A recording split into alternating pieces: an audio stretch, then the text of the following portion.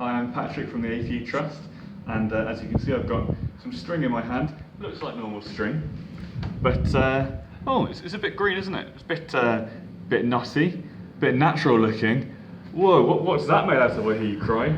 Huh, not just any old string, this is nettle string. I know, and I'm not even getting stung whilst I'm holding it. Stay tuned and I'll show you how to make it. Here is a nettle that I've prepared earlier. Well, not prepared, I've plucked it from the ground earlier. As you can see, I've tried to keep as much of the root as I can. I will chop off the mucky bits later on. And I'm wearing gloves, obviously, to protect myself from the sting. The first thing we need to do to prepare this nettle is to whip off all these leaves. It's easy, all you need to do is grab it like this and just pull it through, and you'll get most of them off just in one go, and you can just chuck them on the floor, especially if you're outside. And you get an almost stripped bit of nettle. You just need to pluck off those few little straggly bits, like that. And I think that is an almost bare stalk of nettle.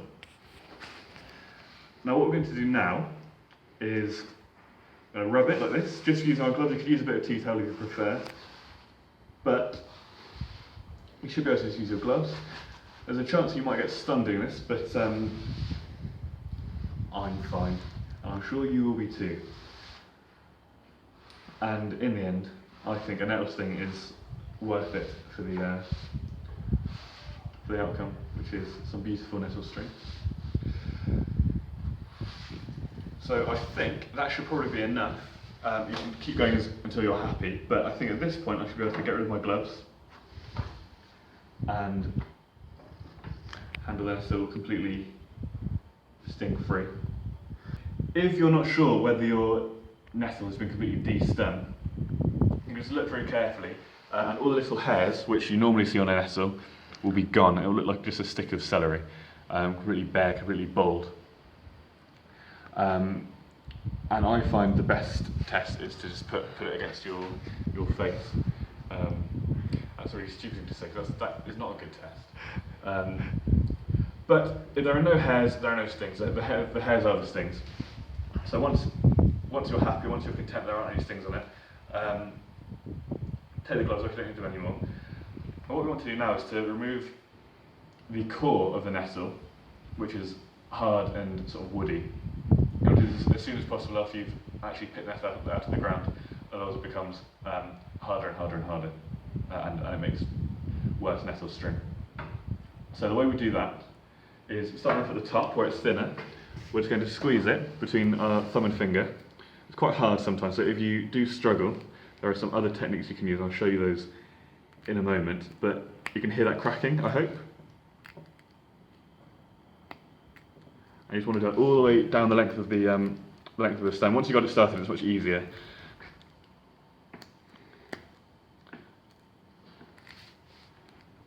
This is quite a tough bit of nettle. So I'll show you another technique. I'll show you another technique you can use to crush the stalk. A good way to do it is to put it onto the floor.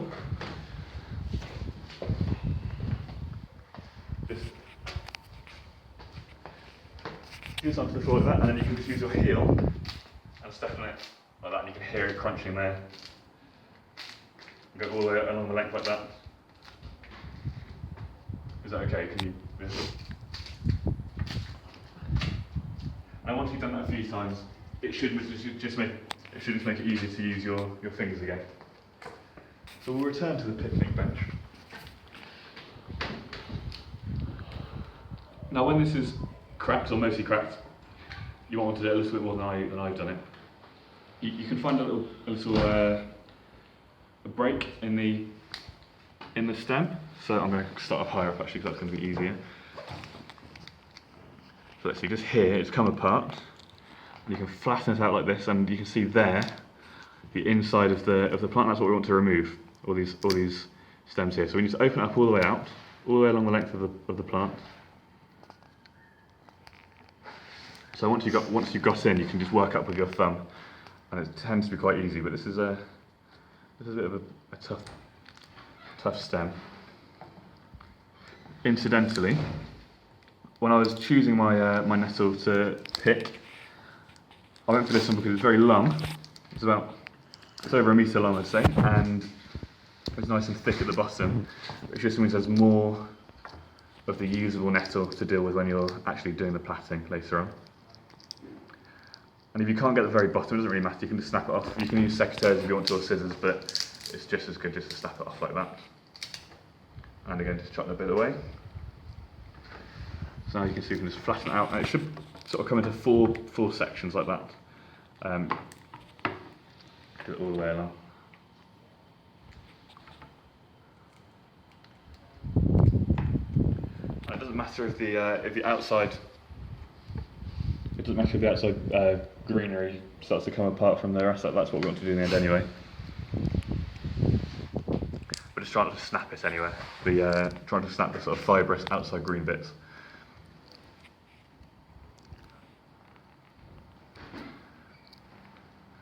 And again, once we get to the top, once we get to about here, just snap it off, or cut it with scissors if you prefer a cleaner break. And now we're ready to peel our nettle. So let's just take a quick look at what we've produced so far. If you have a look on the inside, you can see there's this hard central part which is sort of lighter green, and a sort of glossier underneath. You've got a sort of glossier, darker green, which is what we're trying to preserve. So once we've got to this stage, all we want to do is just to snap that inside bit that way. So against the length, if that makes sense.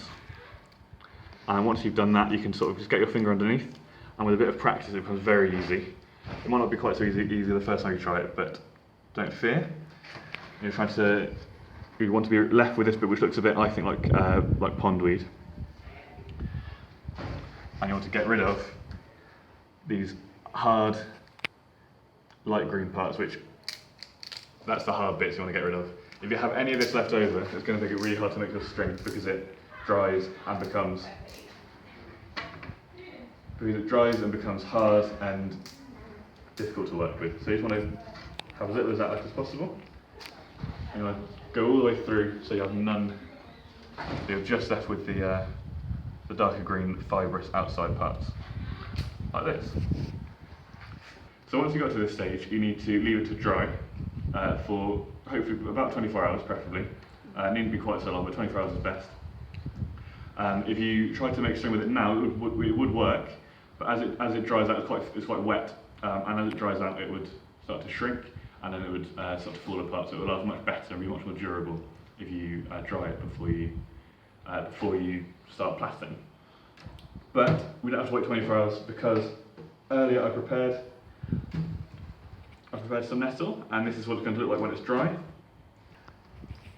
And so as you can see, it sort of comes into it tends to come into a few strands. It doesn't matter if these come apart, because what we're going to do next is to twist these all together so they form one piece of string. Much like a rope is made out of lots of small bits of string, that's what our nettle string is going to be like. So the first thing you want to do once you get to this stage is to find the midpoint of your fibre.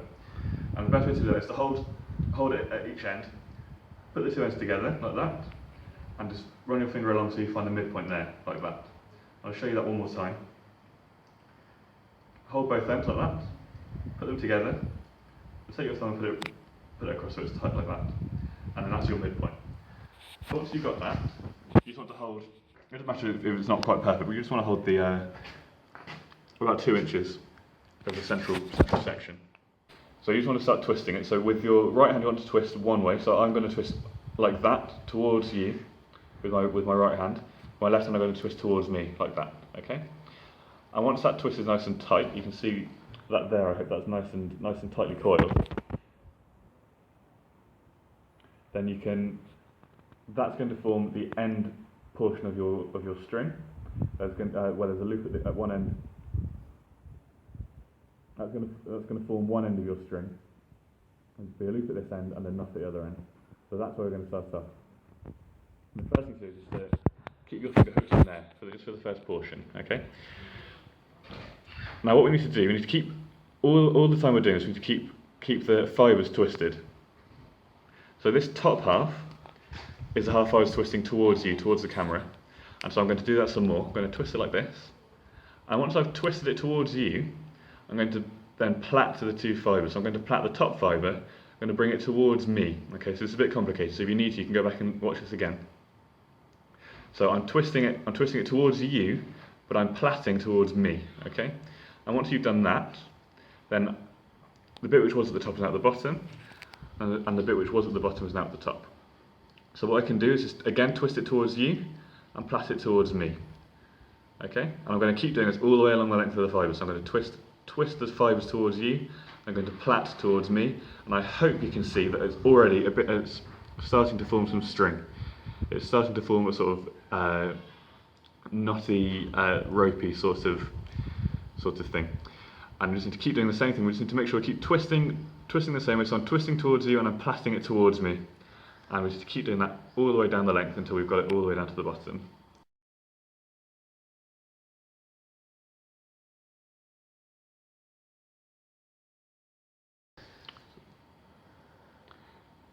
So I'm still twisting towards you and I'm plaiting towards me, but we're getting a bit of length here now. So what I should be able to do, as long as I keep the tension in by pinching here, I shouldn't need to keep my finger locked into there anymore, so I can hold it a bit lower down and keep a bit more control. As you can see, I'm doing lots of sort of weird twisting with my fingers to keep everything where it should be.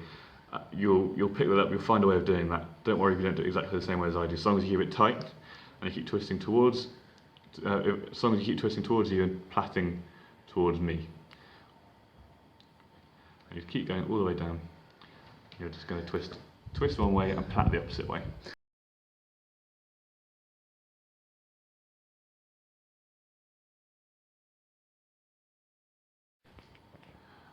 So things which can happen at this stage, problems you might encounter, you might find that you can't keep the tension of the string up.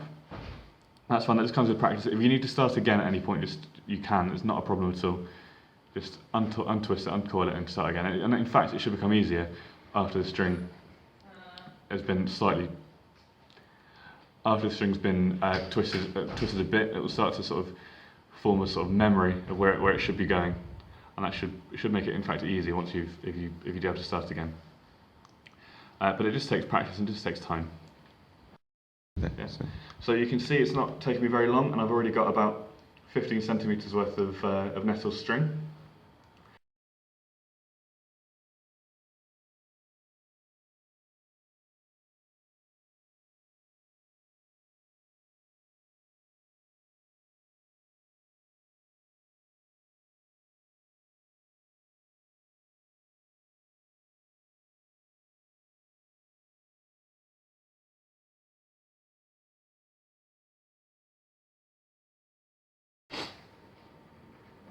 So, especially when it's your first attempt at going out and picking your own nettles and making your own string, it's definitely worth taking more nettles than you're going to need. Because there are so many stages where things can go wrong. Even today, I've picked several strands and I've prepared them all to the same stage, just in case something goes wrong. Some of the ones I've prepared here have actually. Some of the ones that I've prepared are actually not as good as they could be. There's some bits with the hard centre is still inside, so I haven't chosen those to show use for my demonstration because they'll be quite hard to use. As you can see, I've sort of come to the usual end of my string. Obviously, I've got some more here, but this bit's quite thick and this bit's quite thin, so it's going to become harder and harder to keep plaiting it. So I'm going to just show you how to finish this off. What you want to do, you want to tie just a normal overhand knot in the end portion, but you want to make sure the whole of the knot has been twisted. So what I mean is, if half of your knot is here and the end of your knot is up here, the whole thing's going to unravel because you won't be keeping that tension in. So you need to start off a knot, just start quite a way down, the more the better. Just make a little loop like that, just shove it all through, nice and easy. That's all you need to do, just tie a nice knot like that. And if it's too small, you can always go for another one, but that should normally be fine. And all this end portion you can just snip off, but you don't have to keep that. And so that is your nettle string. It's complete all the way through there. You can see there's a loop at one end and there is a knot at the other end. And ideally that should be able to act as a fastener, so then you can just pull that through. And if you need to, you can just do a few more twists like that, and they should hold. And you can have a nice loop, so that'll work as a bracelet. You can tie things up with it, and it's really strong. I can pull it that, and I can pull it like this, and it's not going to break. I put all my strength behind it; it's not going to break. Strong, durable nettle string. So there you go, that's the process of making nettle string. Obviously, if you need to, you can go back and watch that video again and watch any individual bits as much as you need to. And you can post a question on Facebook or Twitter. We'll try and get back to you nice and quickly on there and answer your question. Probably best not to post the comments on the YouTube video itself, because it just gets checked less often. So Facebook or Twitter. And there you go, have fun trying to make your nettle string.